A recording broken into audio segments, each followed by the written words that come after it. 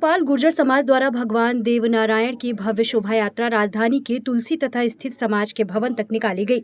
शोभा यात्रा में प्रदेश के विभिन्न देशों से आए गुर्जर समाज के लोग और पदाधिकारी शामिल हुए। गुर्जर समाज के अध्यक्ष CA राम गुर्जर ने बताया कि आज भगवान देवनारायण की भव्य शोभा यात्रा निकाली गई। उसके साथ ही गुर्जर भवन में विशिष्ट प्रतिनिधियों और समाज सेवियों को सम्मानित किया गया। राम गुर्जर ने आगे कहा कि हमारा प्रयास है कि समाज के लोगों का अधिक से अधिक उत्थान और प्रगति हो सके। समाज के द्वारा बनाए गए छात्रावास में 27 बच्चे रहकर शिक्षा ग्रहण कर रहे हैं।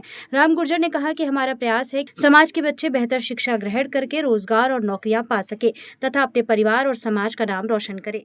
जी आज भोपाल गुर्जर समाज की ओर से भोपाल में हमारे देवनारायण मंदिर पे एक शोभा यात्रा निकाली गई। शोभा यात्रा निकालने के उपरांत हमने यहाँ भगवान की आरती करी और महाप्रसादी का वितरण किया और हमारे समाज के जो विधायक, सांसद, प्रतिनिधि जो भी आए थे प्रतिनिधि उनका हमने सम्मान किया और समाज के मन से हमारे प्रतिनिधियों ने और समाज ने एक मंथन किया। उसमें ये विचार किया कि शिक्षा के क्षेत्र में समाज को आगे आना चाहिए, आपस में सामंजस्य बढ़ाना चाहिए और इसी तरीके से आगे बढ़ते रहना चाहिए। सर, शिक्षा की बात जहाँ तक आपने की, तो जैसे बच्चे हैं पढ़ने वाले, उनके लिए आप गुर्जर भवन में लाइब्रेरी की, कोचिंग की या किस तरह की और व्यवस्थाएं करने वाले हैं? वर्तमान में हमारे यहाँ जो गुर्जर समाज समिति के द्वारा एक छात्रावास का संचालन किया जा रहा है, जिसमें हमारे करीबन 27 बच्चे रह रहे हैं जो आर्थिक दृष्टि से पिछड़े हैं, जो शहर में रह के नहीं पढ़ पा रहे थे, हम उनकी मदद कर रहे हैं। तो वो एक कार्यक्रम चल ही रहा है, उनकी समय समय पर ट्रेनिंग भी कराते रहते हैं। जी समाज के लोगों, एक समाज के लिए मैसेज सर,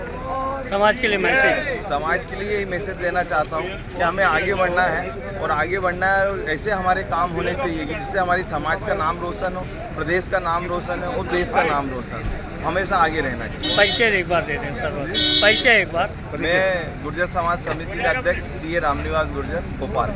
जी क्या लगता है कि समाज में किस तरह से काम हो पाएगा? देखिए, सरकार ने गुर्जर समाज का देवनारायण बोर्ड का गठन तो किया है पर कोई लाभ नहीं दिया है। एक सिंगल वन मैन आर्मी सिर्फ अध्यक्ष बना दिया है। इसके अलावा उसमें कोई पद नहीं था, कोई फंड नहीं था, कोई काम नहीं था। काम तो दीजिए, फंड तो दीजिए, स्टाफ तो दीजिए तो काम करें, पर सरकार ने सिर्फ झुंझुना पकड़ा दिया था। इसलिए हमारी तो मांग है आज कि सरकार को उनको बोर्ड को मजबूत करना चाहिए, फंड देना चाहिए, जिससे शिक्षा के क्षेत्र में गुर्जर समाज आगे बढ़ सके और लाभ मिल सके। राजस्थान में बोर्ड है, राजस्थान में लंबा फंड मिलता है और वहाँ शिक्षा के क्षेत्र में काम होता है, तो यहाँ भी इस तरह की व्यवस्था देना चाहिए जो सरकार को नहीं दी जा रही है। तो हमारी भी मांग है और सरकार से हमने 3-4 बातें की है कि सरकार अगर राजनीतिक क्षेत्र में भी हमारे लोग यहाँ आगे बढ़ रहे हैं उनको मदद करें। इसके साथ ही हमने शिक्षा के ऊपर बात की है कि शिक्षा के क्षेत्र में आगे काम करें, UPSC PSC की तैयारी करें, डॉक्टर इंजीनियर तो बनने, तो उससे UPSC प्रशासनिक व्यवस्था में भी जाएं और राजनीतिक लोगों को भी फायदा दें। तो राजनीतिक लोगों के लिए, क्योंकि राजनीतिक हक हमको मिल नहीं रहा। हमारी समाज की जनसंख्या देखा जाए तो हम 35 विधानसभा में 20,000 से लगा के 65,000 तक है। 9 लोकसभा में हम लोग हैं 1 लाख से लगा के 3-3 लाख, 3.5 लाख तक है।